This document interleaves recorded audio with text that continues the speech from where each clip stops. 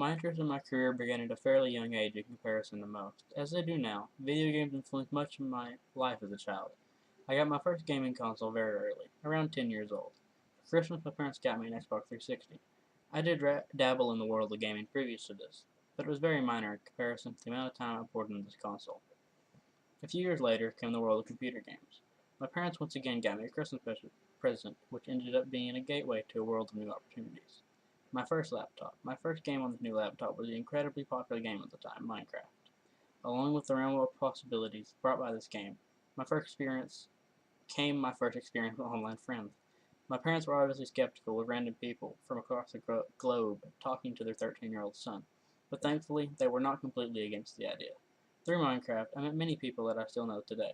Through them, I discovered coding. My first experience with coding was when I was asked to help run a Minecraft server for a friend of mine. The background of a server is very simplistic and has very simplistic commands that anyone can learn to use with ease. But for me, when I started running the server as an admin and started seeing the commands come to life in the game in front of me, that was an inspirational moment in my life. After my first encounter, the simplest of coding, a few years later, in my high school computer science class, I learned to code and develop websites with HTML5. I learned this was pivotal for me in pursuing my career, and I was shown that I could learn coding independently online through multiple different websites. I was ecstatic.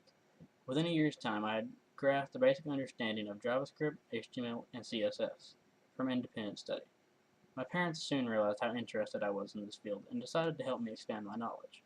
That summer, I went to a camp in Nashville, Tennessee through ID Tech and studied Python and constructed my own laptop from scratch.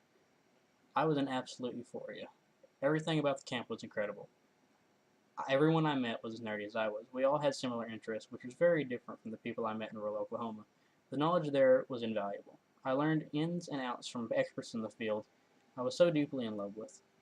After the summer camp was over, I had coded about half of a text-based adventure game using Python, which in my eyes was the greatest achievement in my life at that time.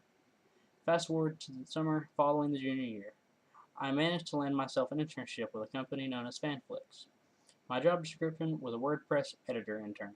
I helped update their website and single-handedly constructed their About Us page. After graduating from high school here at Kyoto, I finished college with an associate's in computer information systems the following year at Carl Albert. Thanks to my concurrent enrollment and independent study, I was leagues ahead of the game for my age. After landing a game development position, it all started to come together. With the words of my textbook freshly etched in my brain, I was adept at using narration as the book stated.